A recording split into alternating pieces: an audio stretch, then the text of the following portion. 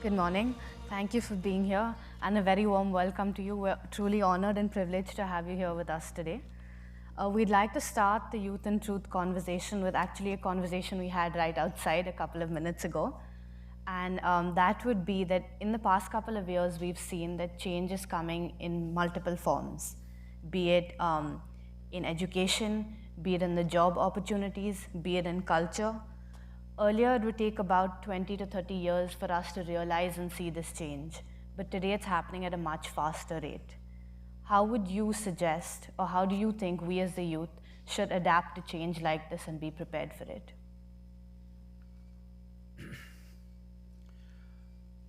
Well,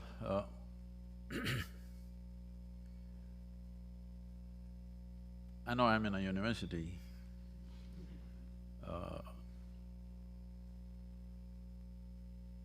So what I speak is not against it, but this is something, as you said, change is coming much faster. So particularly educational institutions, whether it's school or college or universities, because largely till now, education has been a way of constructing a mindset. Depending upon where you study, everybody develops a certain kind of mindset. A set mind is a disaster. Maybe it is set for a particular purpose and it may serve that purpose. As you said, people are thinking education means employment. Education is not about employment. Employment is about survival. Education is about enhancement of the human being. A time is coming where this will shift in the direction I'm speaking very shortly probably, depending upon the speed of technological evolution. The speed of change in education has to happen. Well, all of you everywhere these days are talking about machine learning or artificial intelligence. I must tell you, my first experience of knowing that machines can do something like this. I was 13 years of age. It's not like today's 13-year-old who's got already discarded three different, models of cell phone or iPad and things like that. At the age of 13, for the first time, I saw a flatbed calculator, okay? Those days, there were only two companies making it, at least they were the only two available in India, was Sony and Panasonic. Sony considered very expensive because it was 125 rupees, that means $1.9. Panasonic, you could bargain it down to 90 rupees. So everybody bought Panasonic. So somebody brought this to school and they just did tuk tuk tuk tuk into tuk tuk tuk tuk tuk. I said, immediately my first thought was, why the hell are they torturing me in the math class? Here there's a solution. And immediately my mind went into, why don't they have a machine like this for science and physics and chemistry and history and all the nonsense that they're torturing me with every day? After nearly 50 years or more, now that dream is becoming real. In the next 10 years, children can see there is a machine which knows more history, more physics, more chemistry than your professors and teachers. This is a great time because till now, in the name of education, we've been deceiving ourselves and everybody that memory is intelligence. This is not just in the university, it's gone in the name of religion, it's gone in the name of scholarship, it's gone in the name of various things. Essentially, all this means is, somebody got to read a book a few years ahead of you and suddenly he is a superhuman being. This will die soon, and I'm very glad, because now human intelligence will become valuable.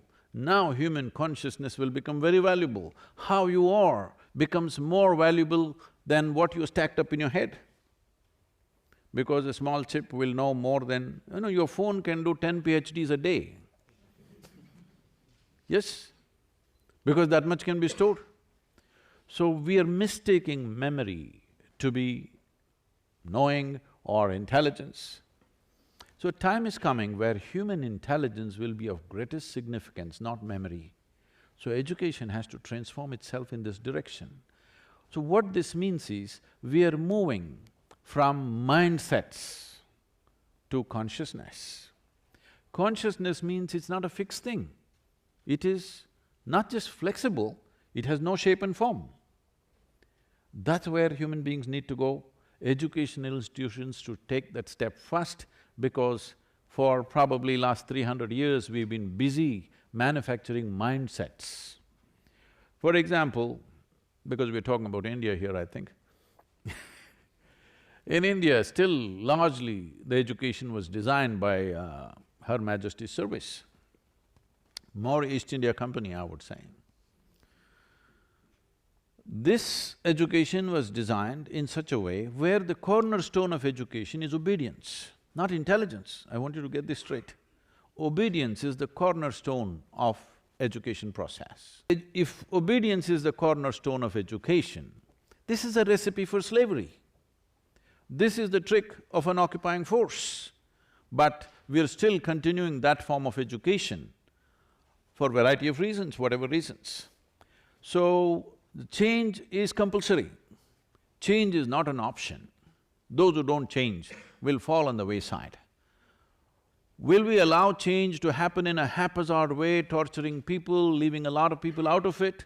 Or will we do it in a planned, focused way and we execute change? Will we execute change by design or by default? This is a big question in front of us. I hope as a generation of people we have the sense to execute change by design, not by default. Thank you.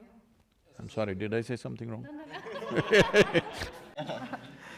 So I tend to follow on the same thing that you mentioned, that the education system needs to be changed to adapt, in the sense that… Why are you copying a question? I'm not, it's not, I'm taking reference though, but I take a note. So on the same note that education system needs to be changed, it's more to say that learning and adapting, it's anyone's life's integral part. You need to adapt with how it's happening around you. Also, Charlie Munger said that human being needs to be a lifelong learning machine. You need to learn every day, every set of your way. But you have mentioned that people or human… Can I disagree with that learning business? You can, you can. That's a view, it's more capitalistic view that you need to keep on learning and adapting what you surround with. See, because your learning is establishing a mindset, now you struggle to adapt. I am not interested in learning. I don't want people to learn. I want people to become in such a way that they're perceptive, that they can see things as they are. Not because of their learning, simply because human faculty has the capacity to absorb a situation as it is if you don't have a fixed mindset. If you see things as they are, according to your intelligence and competence, you will respond. Why should you adapt? You just need to respond. This is the significance of being human, that we are the only creatures on this planet who have the necessary faculty to be conscious and to be able to respond, not to react instinctively. So, this whole process is an ancient mindset of we have to learn so much, what we have learned becomes irrelevant after 50 years, so we have to relearn and adapt. But that, as she said, is going to happen every 2.5 years now. What used to happen in once in 50 years is going to happen every 2 to 3 years now. So when it happens every 2-3 years, you establish a mindset, you learn something, you establish a mindset, then you try to adapt to the next thing, you'll go crazy by the time you're 50. But if you keep your intelligence uncluttered and perceptive, you will know how to respond. Okay.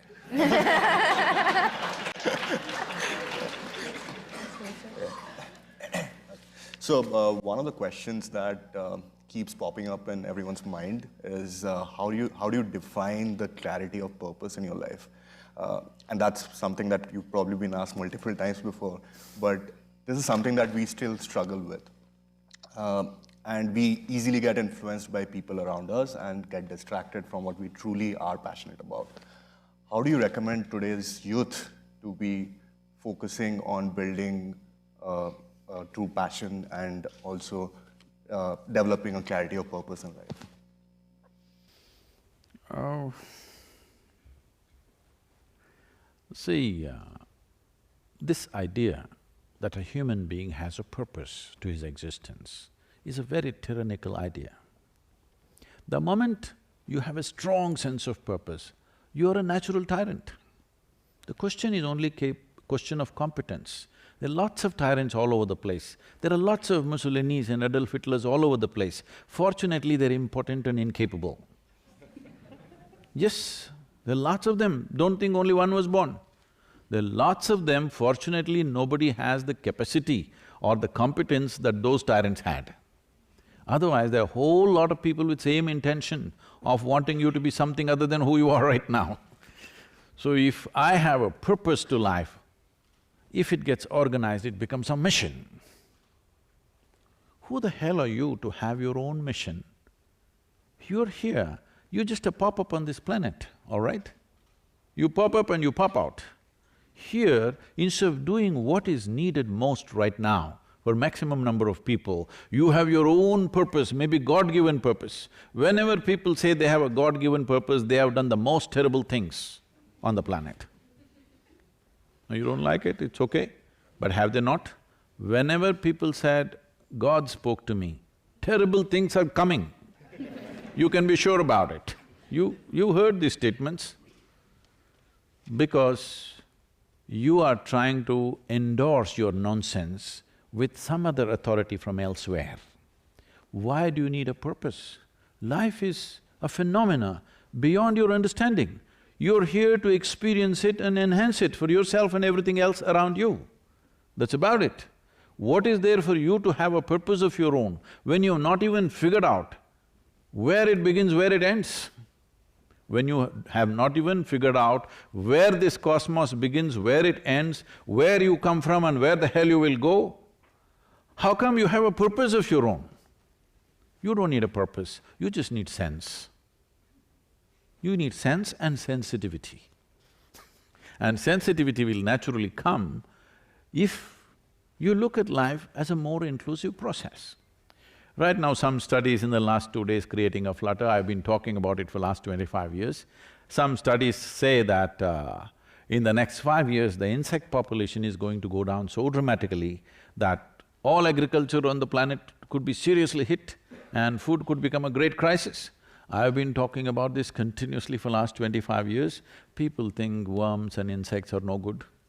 But I'm telling you once again, if all the worms die right now, in the next 14 to 18 months, there will not be a single life on this planet, including you and me.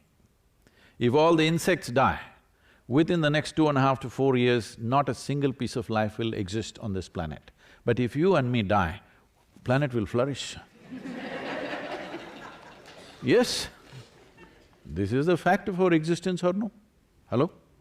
Whatever nonsense we think about ourselves, without human race, this planet will do great.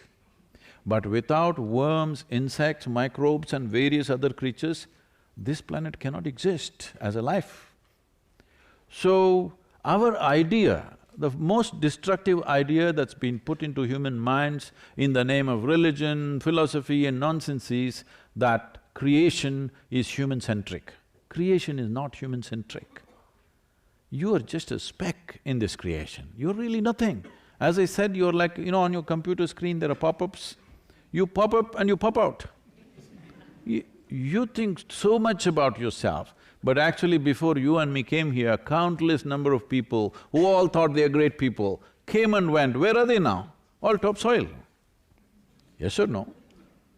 Worms are feasting on them, all right? But human beings, this is all it is.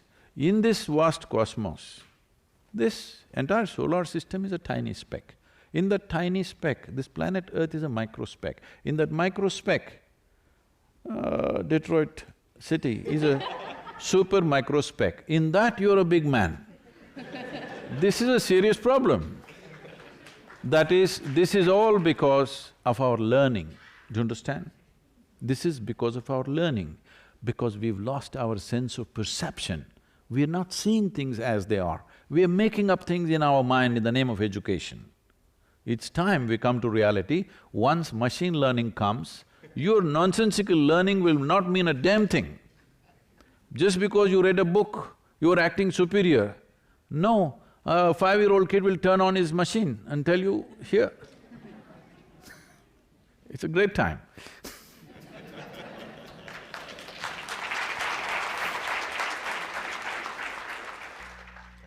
So our next question is more to do with as we graduate from school and leave university and go into the corporate world, a lot of people follow their passion and take an unconventional What do you mean? They get married, is it?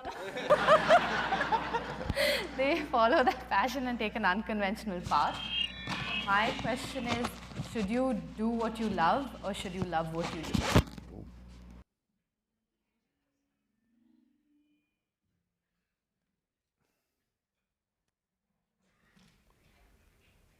You should not love anything. The important thing is you're just loving, all right? If you're right now loving, if you see the flower, you will handle it lovingly. If you see a man, woman or a child, you will behave lovingly. If you see a dog or a cat or even an insect, you will behave lovingly. Or if nobody is here, you will just look at everything lovingly. This is what is important for a human being. I love something is a vested interest in the world. They have caused immense damage in so many different ways. Well, out of this, many products fall out which I don't want to go into the detail now, but the simple thing is just this. See, follow my passion, I know it's become a very, what to say, in thing to say everywhere, I follow my passion. Your passion is destructive. I'm telling you, the important thing is, once you're enabled by education especially, if you feel education has been an empowerment in your life, you must look around, peel your eyes without any prejudice and see what is most needed and do that damn thing.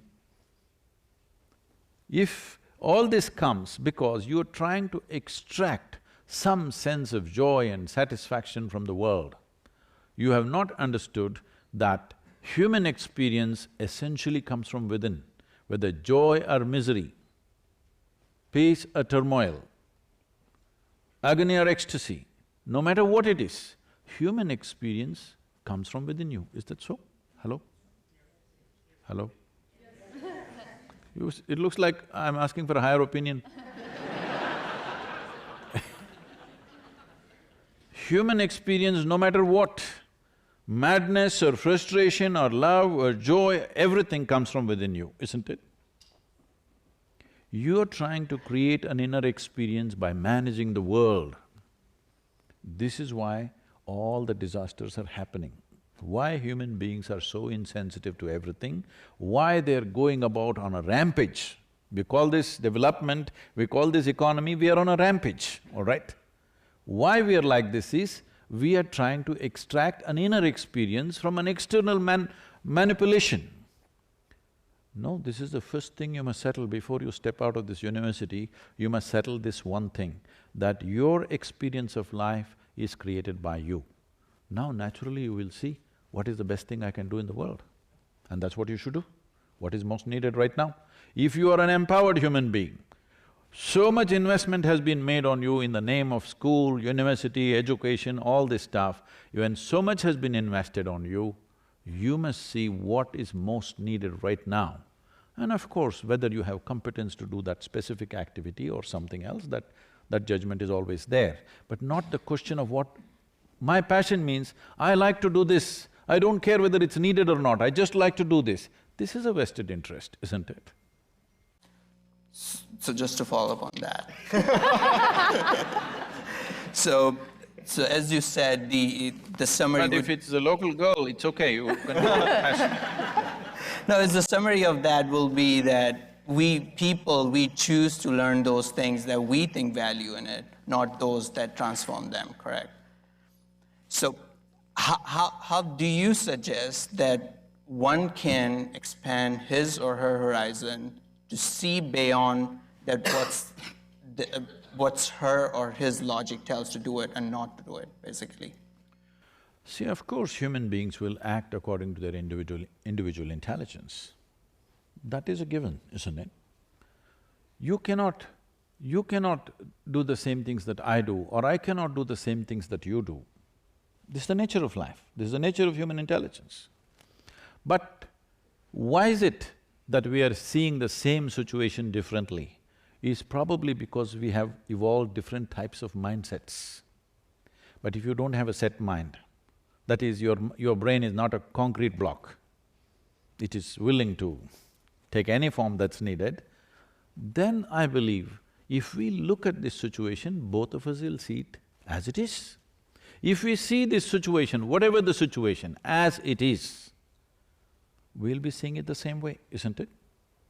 If you hold your opinion above your perception, then you will see it differently. If I hold my learning and my mindset above my perception of things or the reality of what is there, then I will see it differently. Then of course, we will fight.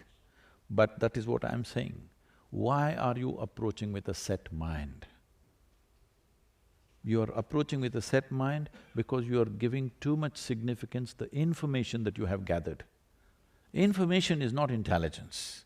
It is human intelligence that is needed to transform situations. Information, what is very valuable today, tomorrow it may be trash, isn't it? Because you're talking about change. When situations change, the information that you have, which you thought is very valuable, becomes trash or no? So, following up on that question, so in working towards our ambitions, we sometimes forget to enjoy the present, experience life as it is, and we strive towards making the beautiful future. Now, how do you recommend that we think about balancing the two, that is, enjoying the present versus working towards the future?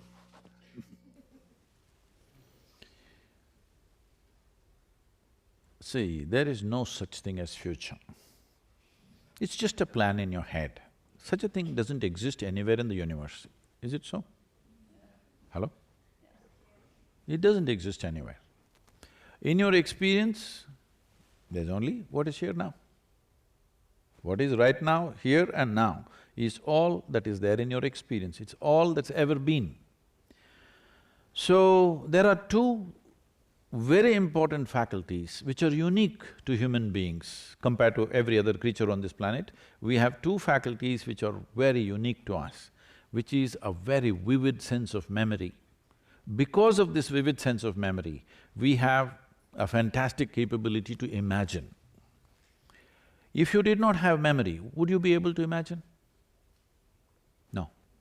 So right now, traveling from memory to imagination means you're traveling from past to future, completely bypassing your experience of life. Right now, what is it that human beings are suffering? The various levels of suffering people are going through. It even happens in the university, I know. Those really… you're in the most insulated atmosphere, even here people suffer immensely, I know that. See, they're not suffering life. They're essentially suffering their own memory and imagination. Hello? Because people can suffer, what happened 10 years ago, they still suffer. What may happen day after tomorrow, they already suffer. So is this life or is this suffering of memory and imagination? You're just suffering your memory and imagination, you haven't even touched life. This is the unfortunate consequence of learning, that you don't know how to keep your memory in your memory chip and keep yourself free from that. You carry your scholarship on your head, this is what happens to you, because you are living in memory. The whole value of your life is because of the memory that you carry, isn't it so? See, when you say, I'm educated, what does it mean? That means the whole value of your life is in just the memory that you carry. I'm telling you, in the next 5 years, this will be ridiculous. You must change before that. Those who change ahead of the times to come are the pioneers of the time, isn't it so? Those who change after change has happened are the leftovers. Don't be a leftover, you must be ahead. The simple thing is just this, well, we acquire some knowledge about how to do this, how to do that, it's useful. You have lot of phone numbers on your phone.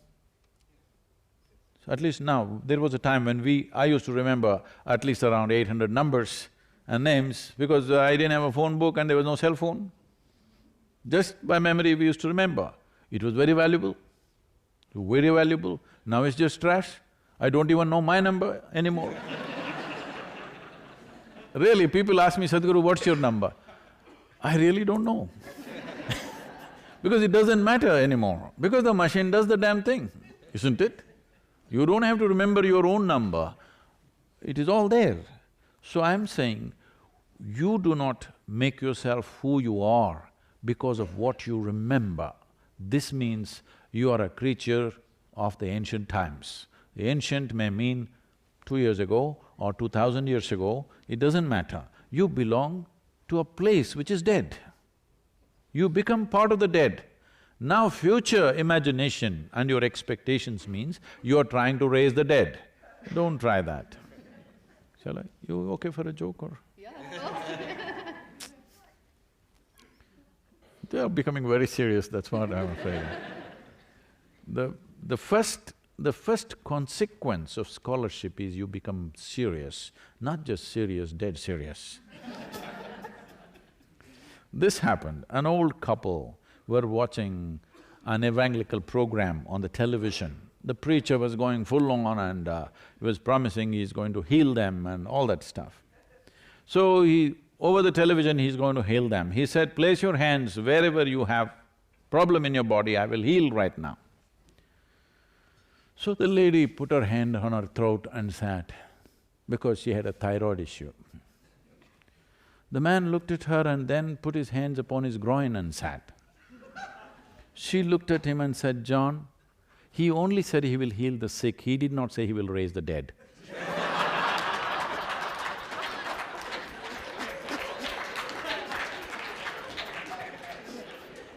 So what you think is your future is just you're trying to raise the dead. From what you know, you're trying to create a future.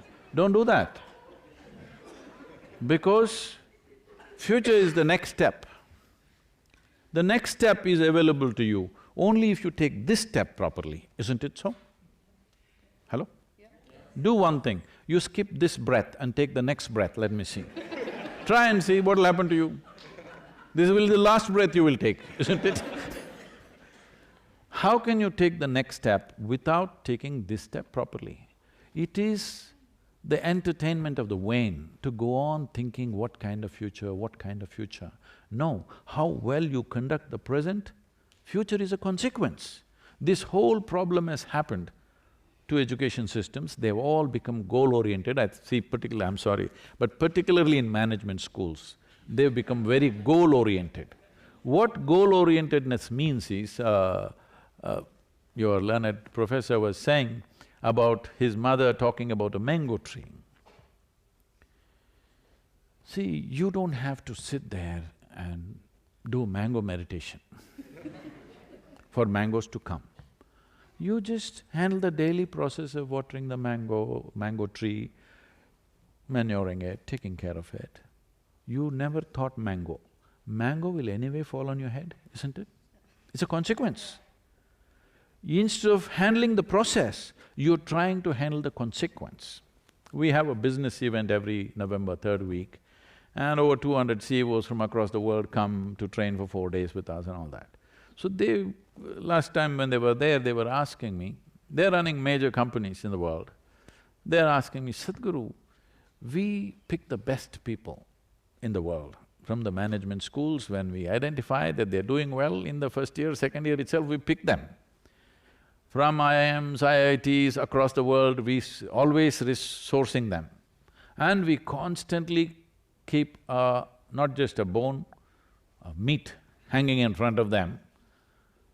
In spite of that, our organizations don't run as smoothly as yours. And we know you're a slave driver. That is, it is a volunteer organization, nobody's paid for the job, nobody's trained for the job, I get only dropouts. So, they said, how is it that everything is running like a seamlessly smooth machine out here? Not small operations. Over 9 million volunteers across the world, variety of activity happening. Nothing ever fails. It just goes on properly. How is this? I told them, see, this is all it is. Your problem is, you have set a goal. Your one eye is on the goal, so you have only one eye to find your way, very inefficient. Here I have inculcated in everybody, they are devoted to the process of what they're doing right now. They don't care, they don't even know where it'll go. They are just absolutely devoted to what they're doing right now. Well, somebody else is directing it. It will go where it has to go. If we don't do what we're doing right now really well, where I want to go is just hallucination, isn't it? So don't think this hallucination is a making of the future. If my blessing for all of you is, may your dreams not come true. Because what can you dream of right now? Only exaggerating what you already know, isn't it so? Hello? Can you dream of something that you do not know? Only what you already know, you exaggerate it a little bit and think, this is my dream. My blessing is, let your dreams not come true. Let your life be about something that you could never dream of.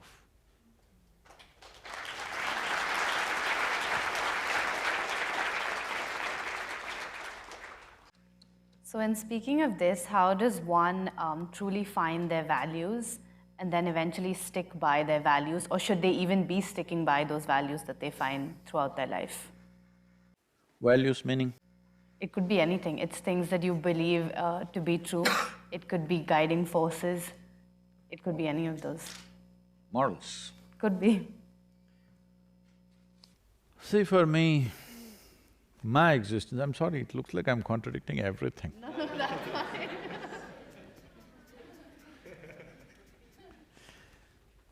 I have no morality. I'm on camera, see? I have no morality. My integrity is a consequence of my humanity, not my morality. People who thought they are morally correct, they have done the most horrendous things on this planet, yes or no? Please tell me. Because of you thinking what is correct, not just to somebody, even to your own children you've done terrible things. Yes, it is true. Parents, teachers, elders, priests, pundits, they have done terrible things to people simply because they think they have a moral righteousness. Yes or no? Why is it morality has become important? Because you put your humanity to sleep. If your humanity is on, what does humanity mean? It's just this. Do you know in your brain, there is something called as a reptilian brain? It is the size of your fist, or maybe it's the size of a crocodile's brain, that kind of brain you have.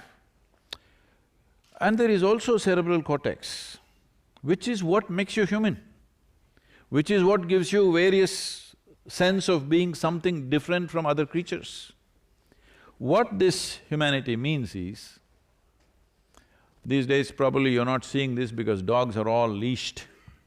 But if you leave the dogs around, you will see they will go about peeing all over the place. Not because he has some urinary issue. He is building a pee kingdom. Because his entire existence is about a boundary. Always he's thinking about his territory, his boundary. So those men and women who are operating from that part of their intelligence are always thinking of boundaries. But essentially to be human means you move to the other dimension of intelligence where it is always looking at how to break all the boundaries. Fundamentally, you look at yourself and see, no matter where you are, you want to be something more, isn't it so? Hello? If that something more happens right now, what? Something more. We can go on like this. So how much more do you believe will settle you for good? If I make you the king of this planet, will you be fulfilled? Don't look at me hopefully, I will not cause… I'll not commit such a blunder. If you become the king of this planet, will you settle for good? No, you will look at the stars. You would want the solar system, you want the galaxy, you want the Milky Way. Yes or no? Because there is something within you. This is only instilled in a human being, I want you to understand this. This is essentially a human quality that you want to expand limitlessly. Maybe right now you're approaching it in a constipated way, which is called as ambition. Ambition means you're approaching, you're longing to become limitless in a constipated manner. You know what's constipation? It happens little by little. So this is what ambition is. Why do you have an ambition? You don't need it. What you need is an active, dynamic intelligence and an active, dynamic body which supports that, and you have understood your experience of life is always created from within you. If you know and you are creating the nature of your experience, would you keep it miserable or blissful? What's your choice for yourself? No, what you want for a neighbor may be debatable. What you want for yourself is 100% clear. You want it to be in the highest level of pleasantness, yes or no? Yes. For yourself. So if you are joyful right now and you're alert and dynamic in your intelligence and active in your body, what will you do? What will you do? You will work for some silly idea in your head, or will you work for something that's absolutely needed? Because you will perceive life as it is. Right now, you may call it ambition, you may call it passion, you may call it desire. All you're trying to do is squeeze a little bit of juice out of this planet. That's all. You're trying to somehow find some satisfaction, fulfillment, joy, love from the world. I'm telling you, please pay enough attention to yourself and see, if you want joy, if you want fulfillment, if you want peace, if you want love, if you want ecstasy, it can only happen from within you. Yes or no? Yes. If this one thing you settle, world, each one of us will deal with it to the best of our ability, but this is the fundamental ability of the human being, that we long to breach all boundaries. If you are some other creature, always you want to set up boundaries. If you sit here and if you have no sense of boundary, of this is my friend, this is my enemy, this is a stranger, this is an unknown person, this is my family, if you do not have such things, if you looked at everybody in an inclusive way, because your boundary is not here, it's limitless or no boundary, if you looked at these people and acted according to your intelligence, would you do something wonderful? Hello? This is your humanity. Your humanity cannot be caged. Your animal nature can be caged. We have evolved over 1,000,000 years, but evolution still is by choice. You can either take a backward step or a forward step. If you take a forward step in your evolution right now, that you understand, what this is longing for is to become limitless, not to become rich, not to become powerful, not to own something or something. You want to be limitless because these are the boundaries. So do you want to enhance it in increments? Do you want to go in installments towards the infinite expansion that naturally this life is seeking? You think in installments you can get to infinity? You think it's possible? No. No. So, how do we do it? At least you must look at it. I don't want to go into that aspect right now, but at least you must look at it, because If you fulfill your ambition, your life will not be fulfilled. Only because you take a lifetime to fulfill it, it is so. Whatever your ambition is, suppose by today evening I will manifest it for you, will you live with total fulfillment for the rest of your life? What you want in next 50 years, I will have it done for you by today evening. Will you live joyfully, peacefully, absolute fulfillment? Will you do it for me? No. So it's not going to work anyway. So only thing is, only if you fail it works. It's a wrong way to wire yourself. Only if a simple thing that you want takes 50 years to get there, then it works. But if it happens tomorrow morning, it'll be a disaster, isn't it? So now you're talking about change at a rapid pace. So what your ambition is, if it looks silly tomorrow morning, what do? You already invested in that direction, you can't change. So it's best you don't have an ambition, you don't have a passion for anything, but you're capable of doing everything passionately. Whatever is needed, you're capable of doing it joyfully and passionately. That's what makes a human being who he or she is. So Sadhguru, let's take on that.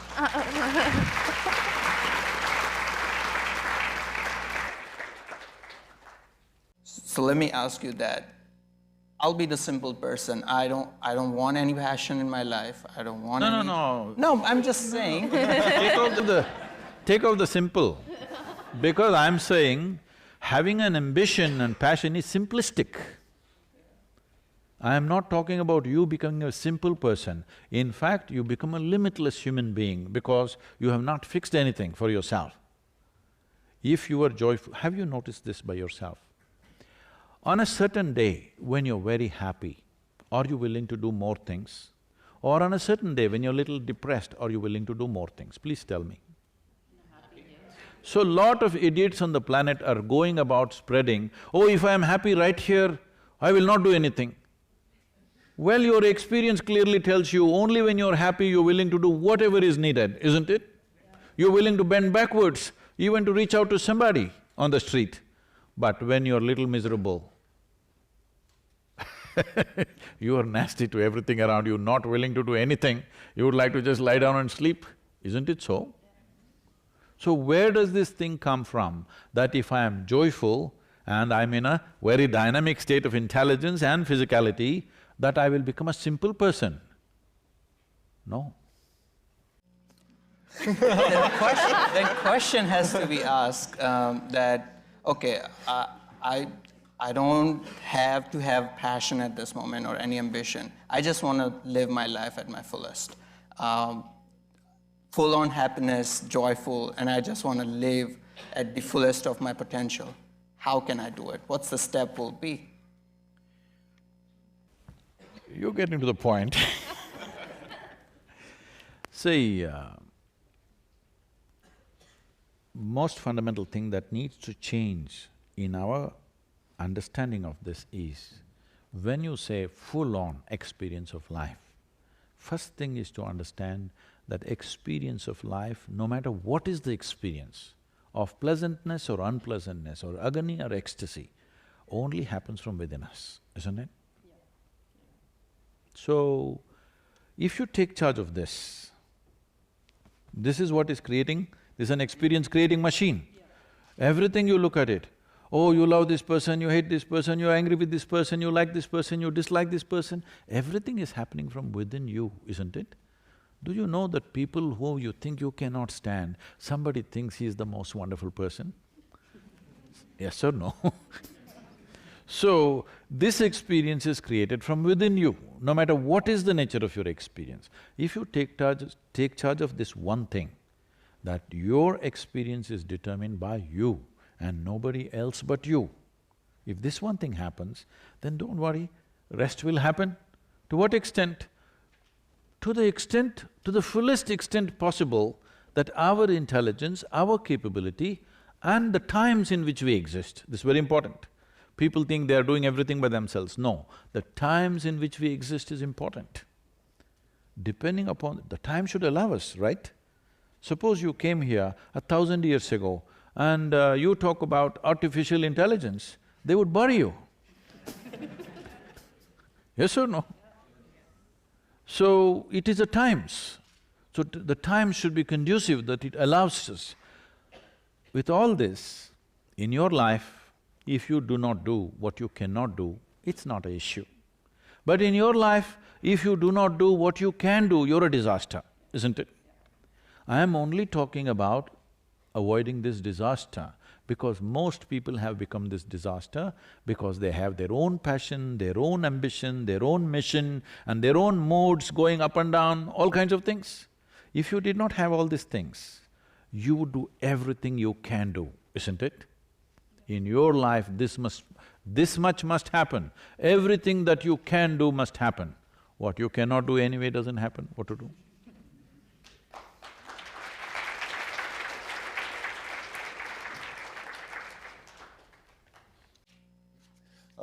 So, changing topics a little bit, since this auditorium is full of Indian expats, so one of the questions that we wanted to ask is, how do you recommend that we, the Indian youth here in the US, start thinking about contributing back to India while they are living their American dream? Because these two pursuits are very diverse and they might not coincide. These two nations that you're mentioning, in many ways, in culture, in geography, in economics, are at two different spheres altogether. One is a new nation, hardly 200 years old, little more than 200 years. Existence of United States of America, maybe 200 years old since independence, but really it is only 100 years or 120 years where really in a focused way they started building this nation. When you talk about India, for us, recent times means 5,000 years. In India, people in their conversations, they say, you know what happened recently in our history? They're talking about 2,000–3,000 years. So these are completely two different ways of looking at it. There is immense value to both, immense. Because of the newness of their existence, the American people, I'm not talking today, when they came here and they trying to figure out in a new land what to do, they did whatever was needed for their given situation, for them to go on. Where individual aspiration was the main thing. Nobody thought of a nation when they came here. They were only thinking of their own ranch or whatever they call it, a piece of land. They thought they have broken away from the nation of being England or Scotland or Ireland or maybe even Germany and France and wherever they came from. But largely these three nations probably to begin with. They really thought they have broken away from the bondage of nationhood. That's what the debate is still going on about the right to bear arms, because people did not think they're going to make one more nation which is so tight like England of that time. They thought they're just going to live here free. But slowly, for practical reasons, one understands, without organization, individual enterprise slowly will work against each other. If we don't have a war, we will have a family feud. Family feuds in this country were like wars, isn't it? It went on and on for generations. Because it is the same thing. Somewhere you have to fix the boundary. Still human beings have not come to a place where in this world we can simply live without a boundary. We've not come to that place. At least those who claim they're educated, at least in your minds and hearts, you must remove the boundaries. Geographically, still there are boundaries, we cannot remove those boundaries. If you suddenly remove those boundaries, there will be a total upheaval of things. So having said that, India as a land is like running into thousands of years, which gives people a sense of timeless existence, where our way of doing things have always been never about individual aspiration, simply what is inclusive and happening, because always we remember, in many Indian homes, This is very hard for American people to understand. In Indian homes, many of them have kept records of 60, 70 generations of people, their names. My grandfather's name, 60 generations ago, 70 generations ago, they got names written down in the books. So, their sense of existence is very different, which is changing dramatically now. As a part of this Youth and Truth, I've been going to all these universities. Recently, when I was in Delhi 5 days ago, they were asking me, Sadhguru, when you were a youth, how things were, what were you thinking? And today, how the youth are, what do you think is the difference? I said, one stark difference I see is, we were always thinking of a revolution. How to change this country, how to do this, how to do that. Today you go into the university, everybody is only talking about individual aspiration. Nobody is talking about the larger context of what it is. This is a consequence of a certain level of economic development. When the country was at a certain status of development, when I say certain status of development, in 1947, when the British left India, the average life expectancy of an Indian was 28 years. Today, it is 69.7 years or nearly 70 years. This is a huge change. When average life expectancy was 28 years, naturally, we were thinking revolution, how to change this. Something needs to happen dramatic, otherwise it's not going to change. But today, the present youth are thinking of individual aspiration. So people look at this as, oh, is this not a bad thing? I said, no, it's a very good thing. Because if all individuals in a country are doing well, the damn country is doing well, isn't it? Hello? So, these are two different approaches.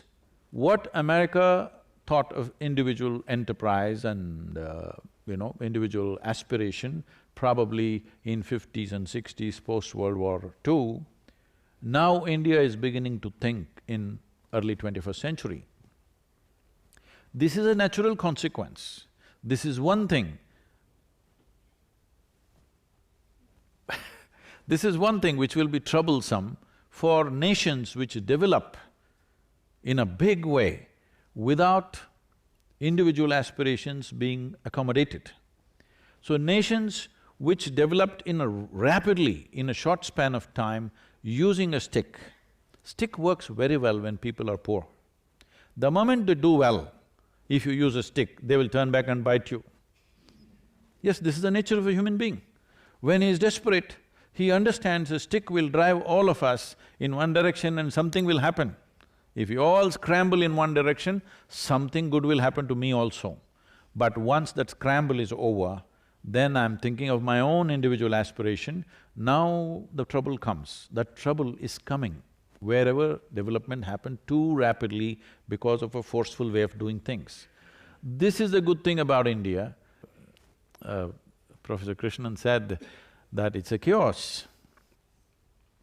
Well, it is a chaos only for an external viewer who doesn't understand our existence. We would be fully… we would get thoroughly bored with too much order. We like that. We're driving on the street, suddenly an elephant comes. Really, we like that. If suppose an elephant came on an American interstate, oh, the whole nation will scream, how can this happen? An elephant came on the street. We are very excited, we'll pull out our cell phones, take pictures and share with everybody. I saw an elephant on the road today, all right? So it's a…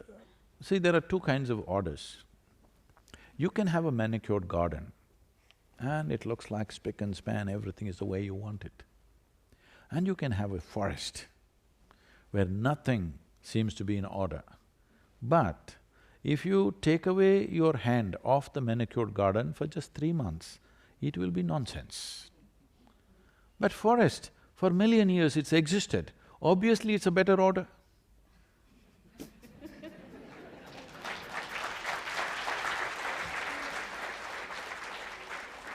It is just that to live in the forest, you need different kinds of skills. Yes. Well, once in a way you get eaten by a tiger. But you travel all the way to Africa or India to see a lion or a tiger. So when you got eaten, you definitely… you did not enjoy the wildlife, but you saw it for sure. Thank you. We'd now like to open it up to audience questions. So we have a couple of people with mics moving around. If you could just raise your hand and they will come right up to you.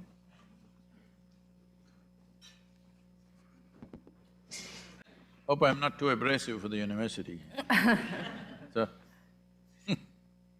for speaking. Okay. You need a microphone. That's a microphone? Yeah.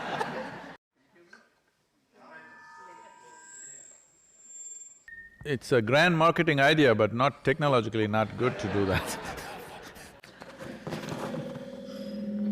Sadhguru, namaskaram. My question is about India. India currently is a shining star on the global map. Economy is thriving, people are flourishing, all things are great and going good. And in the last 4.5 years, we have seen a decisive, serious government which is taking us in this development path. But my question is about this gruesome, horrible act that happened yesterday at Kashmir. And we saw 40+ Jawans killed. So I don't know what's the psyche of these people who can get into a car with 300 kgs of ammunition and, just blast. My question is, how can government do decisively, to solve this at the bud? And the second part to it is, I know it happens periodically, but the psyche of these people, how can this be changed? Can we ever imagine inner engineering in Pakistan or POK without being killed? Without having the fear of being killed? Leave the question then, yeah. That's my question, the two aspects to it, the government aspect and the people aspect. Thank you. See, as I said earlier, we're still not in that level of human consciousness where all boundaries and borders can be just wiped out and human beings just embrace each other and live. There's no such love affair going on, okay? Still, national identities, religious identities, various other kinds of ideological identities set us against each other. It is as simple as it is, but when it comes as to how it manifests on the ground, it's too complex. It's not something you can solve like that. So, in the making of a nation, one important thing is the sovereignty of the nation. Because nation exists only because of its borders. This may be an unpopular thing to say in United States right now, but but you call something a nation, only the first and foremost is the geographical border, isn't it? Well, people can go this way, that way, people can change their language, people can change their religion, people can change their beliefs and ideologies, but it's the geography which is the first dimension of making of a nation. So this sovereignty should not have been dragged for so long after independence. It's a serious mistake. It should have been settled immediately. But unfortunately, they did not settle it for… I mean, I don't want to make a political postmortem now, but it's a serious mistake not to settle the sovereignty of the nation, not to fix the boundaries and say, this is it. Still, it is a line of control. It's not the national borders, it is still a line of control which is always out of control. And there are various things, I don't want to give a political commentary now. So you're asking about the mindset. The mindset is like this. This has been in many ways put across. They are fighting for what they believe in. You are trying to fight for what you believe in. And this will go on endlessly, you understand? Either you must change your belief system or they must change their belief system. And that doesn't look like in your future, all right? That doesn't look like that. But either you must have the wisdom to end the enmity. You must kill the enmity. You must have that wisdom. If there is no room for that wisdom, unfortunately, it will naturally translate into killing the enemy. It will naturally go there. Whether you am I propounding this? No, it will naturally get there, whether you like it or you don't like it. So just because somebody lives across the border, do you want to kill them? Definitely not. But at the same time, do you want to protect what you see as this nation? This is an unfortunate dilemma of being human. If you were an animal, anybody crosses your boundary, enters your territory, you just kill him, all right? Hello? But this is the dilemma of being human. Somebody crosses your boundary, you may have to kill him, but you don't really want to kill him. This is the struggle of being human. This struggle must be there in a human being always. If this struggle goes away, you will become an animal. This struggle must exist within us, but still, acting decisively for the larger well-being of a nation has to happen. Why I'm talking about a nation is, for me, nation is not a political entity, nation is not my nationalism. I don't belong to that. For me, nation is the largest amount of population you can address right now. If you want to bring well-being, you cannot address the globe. Hello? You cannot address the whole globe just like that. It is not within your means to address the globe. The best thing you can address right now, the largest human entity you can address right now is nation. If you go down, maybe there are states, maybe there are religions, maybe there are castes and creeds and all kinds. Don't go there. Address the nation because it's the largest segment of humanity you can address right now. In that context, sovereignty of the nation becomes of prime importance. Well, what has to be done, but we must have pain in our heart. Even when we cause damage to somebody who is a threat to us, we must have some pain in our heart, otherwise we will lose our humanity.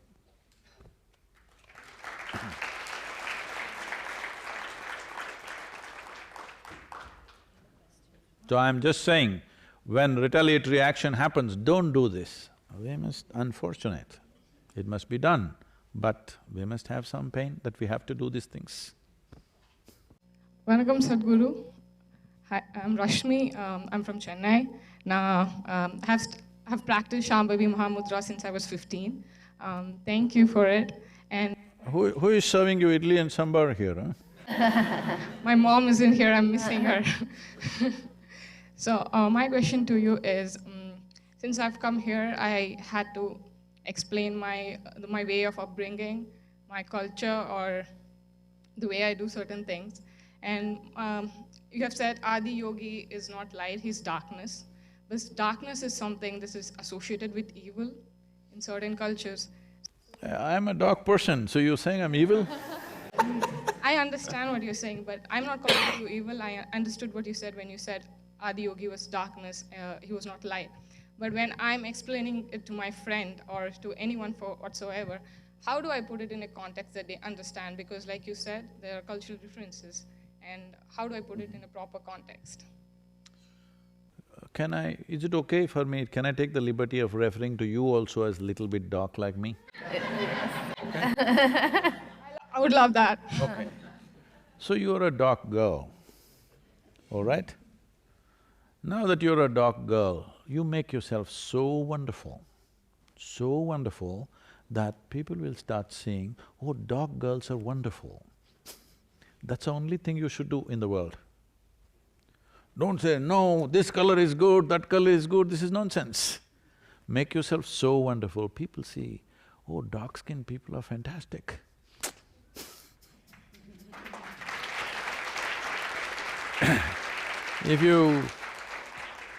If you try to do your Chennai in Detroit, that's not fair. No, I'm not mentioning fair as a complexion. Not fair because it's important that your culture and your way of doing things is as important as anything, but it's very important when you come to a new land, you don't try to impose that, you only keep it as a, we have a flower pot, but all the seats are occupied by human beings. But if we keep flower pots on all the seats, that will be meaningless, isn't it? So you must keep your culture like a flower pot, alive, always, colorful, alive, Chennai, all right? But don't try to make everybody do the Chennai stuff. This is Detroit. All right. So, isn't it fantastic that people who lived in different parts of the world are so different? Just imagine if everybody was same, you would want to go to another planet. Isn't it so fantastic? From one place to another, they're so different. See, this is the uniqueness of India. If anybody, very different kind of people come, Indians get very excited, different. But in most other cultures, something very different means they become defensive. This must change. You must be excited about the difference, not fearful about the difference. The fear about the difference comes from the crocodile brain in your head. The excitement about everything different comes from being human.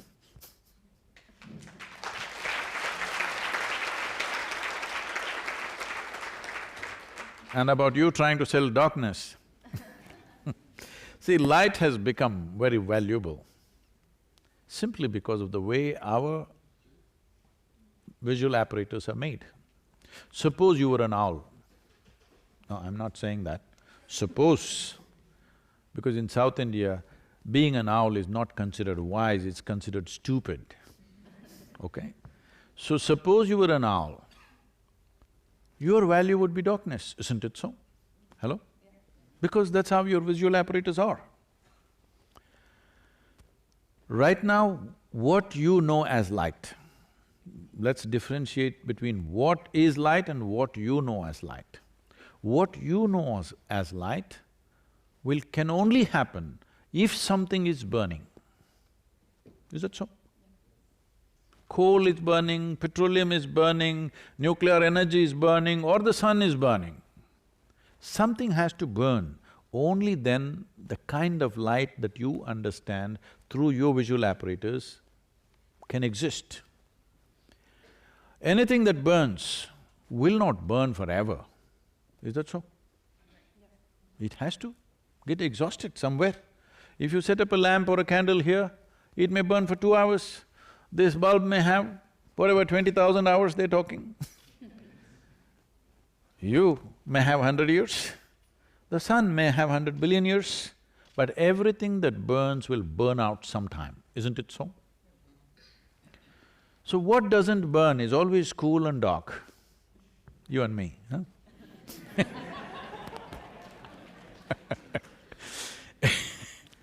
So what doesn't burn is always cool and dark, there's an eternal character to that.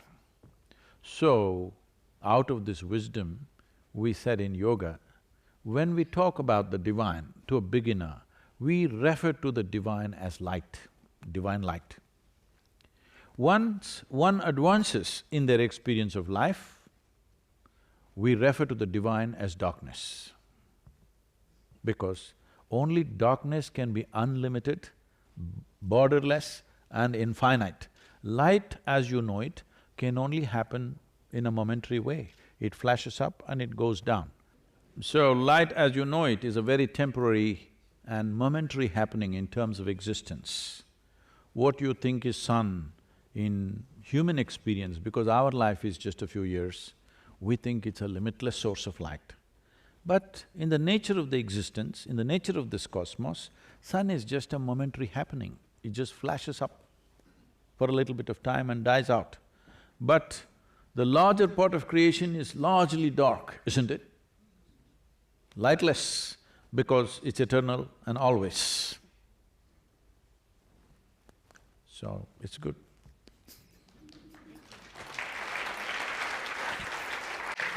We have time for one last question. Oh, sir. My name's Amriti and I have a Can you speak question. a little louder?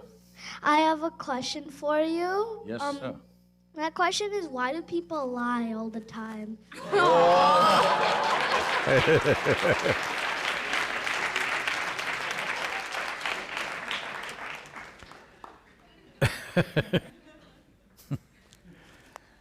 So, it's not that people lie all the time. You may be just in some bad company right now.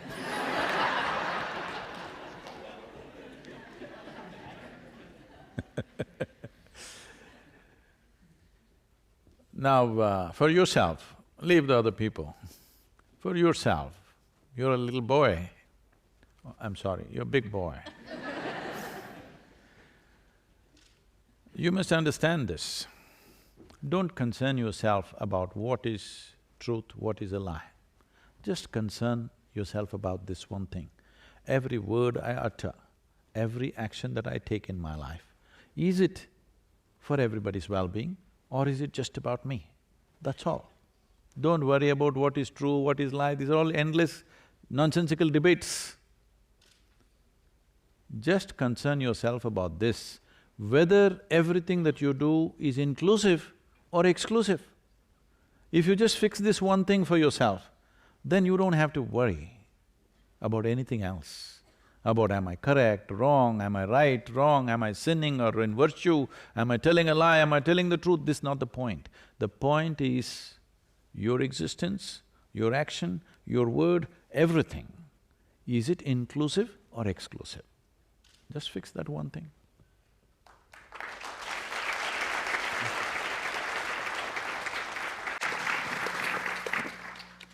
Thank you so much for taking the time out to be at the Michigan India Conference here with us. It was truly an honor to have you, and I'm sure all of us will leave with a different light and having thought about everything that you've said. Thank you very much. Thank you, Sadhguru, for such an engaging and inspiring conversation. Take care. Hey man. Yeah. Thank you.